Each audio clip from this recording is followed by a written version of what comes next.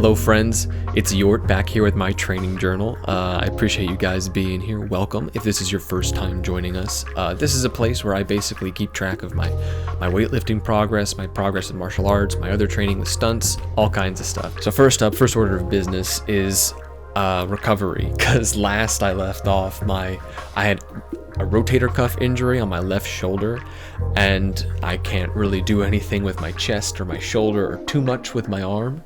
At least my left side, so my chest progress has been a little rough. You'll see in the progress pics a bit later, but I've been continuing to work out with my back and my legs because I don't know when to stop. I don't know when to what's the saying? If you don't make time to recover, your body will force you, something like that. But I kept working back and legs, and next thing I know, I kind of like pinched a nerve in my lower back, and then I couldn't really do legs or like abs or really anything for a minute. But with hurting my back, it's not like it's, unbearable, like I slipped a disc or something, but more like just too much strain on the leg or something.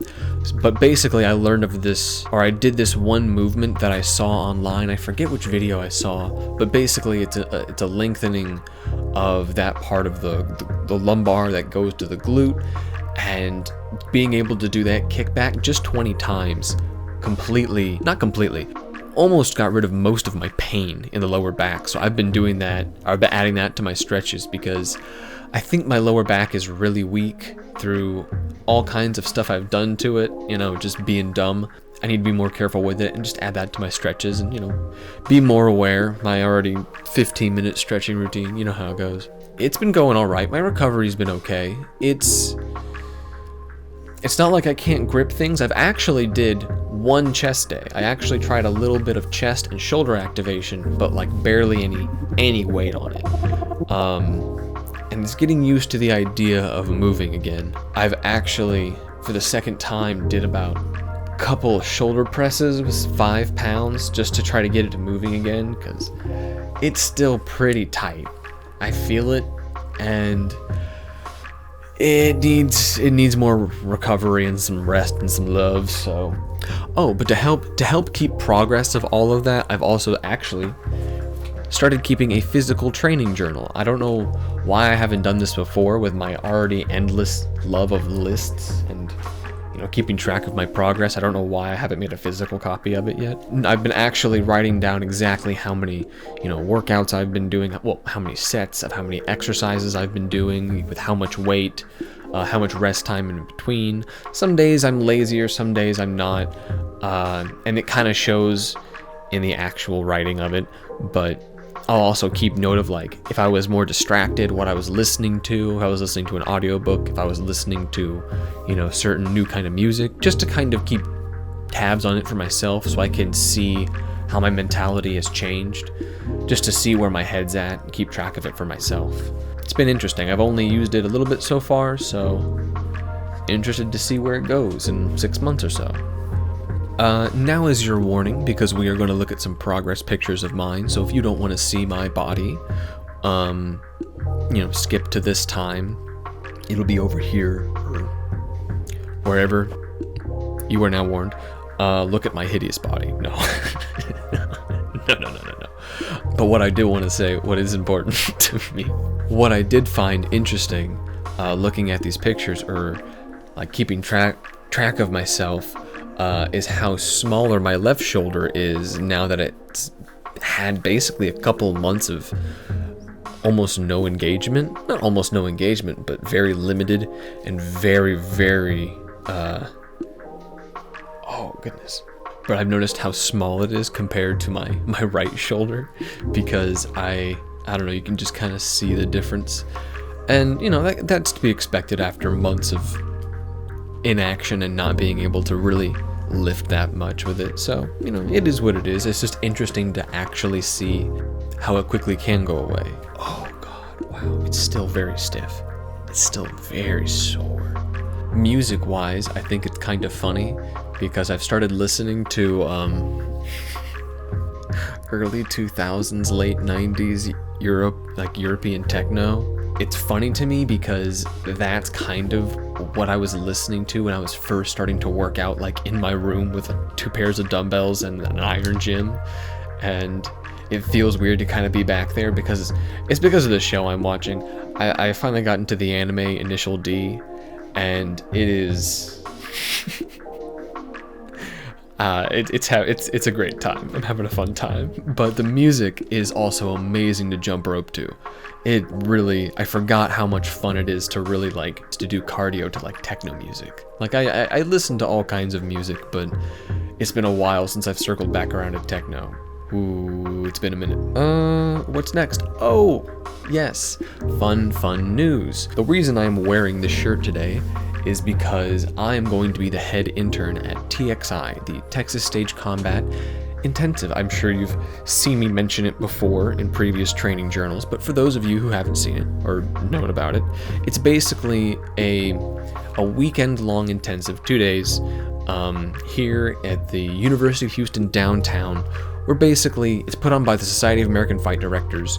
You come in, you take a bunch of classes with a bunch of different styles of teachers, from like intimacy direction to stage combat to, historical African martial arts, to just even talking about how to perform Shakespeare with a sword in hand. Like very, very cool and interesting classes to take. And I'm going to be the head intern. And I love TXI. TXI is my absolute favorite. This is actually the shirt from the first time I attended back in, when was it?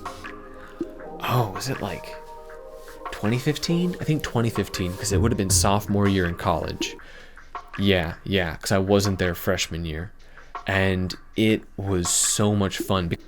What was really helpful about going my sophomore year was that I had already taken a 2-week intensive with one of my teachers from college who taught us quarterstaff.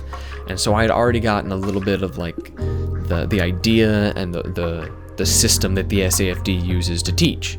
So it made going to classes a lot more understandable for someone who is a beginner, or who was a beginner at the time. I know this shirt is really small on me, but it's sentimental because it was my first workshop, and it's what got me all started in like the whole networking of stage combat, and realizing like, oh, there's always other workshops I can go to, there's always other people, different ideas, different avenues. The SAFD is an amazing organization, and the Texas Stage Combat Intensive is still one of the best workshops and one of my favorites. So it'll be fun to be back there as head intern this time, because I've been as a TA, I've been as an associate instructor teaching a class or two there, I've been a TA plenty of times, I've been an intern plenty of times, so now I'm head intern, which means I get to drive people from the airport. Yay. Nah, it'll be fun. It'll be a good time. It's always a great time for networking. It's a great time to just meet new people. Like I said, it'll be Labor Day weekend. It'll be the first weekend in September. It'll be Labor Day weekend, September 3rd and 4th. So it'll be a very fun time, and I'll be good. I'll have a training journal. We'll have one more training journal, and then I'll be at TXI, and then it'll be the next one that I'll be able to report on what all went down. We haven't got the schedule yet for the Sounds of Danger web series that Justin and I are doing, some stunt work for. We're still in the middle of doing some choreo work. I don't have anything to share just yet. It's been kind of busy. I'm just happy to keep this training journal on time. So there will be more in the future. We're getting a schedule, I think, for October about when we're planning on shooting things. I promise we'll have more updates on the choreography and things that we're doing with that before then, but for now, no real updates for Sounds of Danger. And this isn't meant to be like a book report time, but if I could have a personal recommendation for anyone out there who's interested in stage combat, or just reading about some of the philosophies and ideas about combat itself, this is The Art and History of Personal Combat by Arthur Wise. This was a book that is pretty expensive to find brand new, so really try to find it used in fairly decent condition, but It's a book that I got recommended to by one of my very, very near and dear teachers. As someone who has never been in combat, and hopefully I never will, I am a pacifist. I don't want to fight anyone. I love training. I love the idea of mutual growth through sparring, through rivalry, through competition. And you know, there is violence plays a little bit of part in that, but I do not wish death on anybody. I love martial arts, and I love keeping it in the ring. As someone who does stage combat and who does choreograph things, it gives another perspective on violence itself that's very interesting. One of the first topics it brings up that I find very interesting, just off the bat in the beginning of the book, it talks about how, like, I know we think of a knife fight between two people as very personal, but you have to realize that that knife fight is just as personal and just as intense as like a dog fight between two fighter jets. It's still a form of personal combat, and that's not, the whole book isn't like that. It does go into a lot of different, you know, mainly Western historical traditions of how it transformed over time, how basically the lessening of the rapier, like down and down and down, till basically we're fencing with needles rather than running around with big broadswords or big Zweihanders. Like, the reason it slowly basically got down to sewing in the street. At some point in that rambling, we stopped recording, so I wonder what happened there. I hope it wasn't too long, but to not ramble any further, this was a very interesting book. It's full of pictures and descriptions from different time periods that allow you to see, even in the stances, how things are changed, where the weight is when people are fighting, where, you know, the danger is, where they're thinking of attacking, where what the line of attack is, how things are going, and how they imagine fighting. That's one thing that's really interesting in particular, is not only what they saw fighting as, but what they think fighting should be, in a sense. I think it's very telling about a culture. I think it's very telling about a people and a person, especially when they get into a fight. That's why I love the idea of choreography and dissecting, you know, a fight through as like a dialogue, in a sense, because, you know, violence is a form of language. It definitely gets a message across. But no, I would definitely recommend reading this book. If you can get a hold of it, if you can get a JPEG of it, The Art and History of Personal Combat, Arthur Wise. Book report done. Thank you. We haven't got a chance to go into Golds yet. It has not opened. It opens up on the 25th. I believe we will, you'll see, if anywhere, you'll see it on the Instagram first. I'm very excited, but no Golds yet. Oh, it's that time. Kitty Skate update. So, I don't think this is a kitty we're gonna add to the chart, but Kelly and I were on a skate the other day, and when we were just finishing rounding the corner of the street near our house, we just, from probably a couple houses back, heard the softest meow. Just this little meow. And we look back, and from underneath this truck is this little Siamese cat with a dirty coat and pretty skinny, and just starts meowing at us and follows us all the way home. Now, we can't have cats. We're not allowed to have pets at this place we are staying at yet, with some good reason, and that's a whole other thing. But she followed us home, and she was so sweet, and I can't let an animal suffer. So we cooked her up a chicken, we got her some water. It was really hot, as it's been this insane ass heat wave. We let her kind of hang out and chill with us for a little bit, and just hang out in the garage out of the heat. She was real sweet, she was real nice, and she actually hung around till like late into the night, because she was just meowing at us, trying to get in, and I'm sympathetic, but I can't have a cat. One of my girlfriend's friend's family in the area also takes care of that cat, so I think they'll be fine, because it wasn't like a feral cat. It wasn't a very scared cat, and it reacted very calmly to us.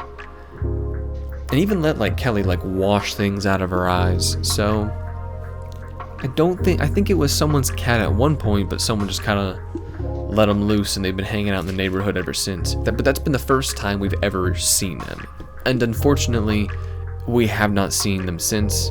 Kelly has named them Penelope. Very sweet. I hope we get to see her again. But other than that, we've seen Bertha and we've seen Cheese a couple times.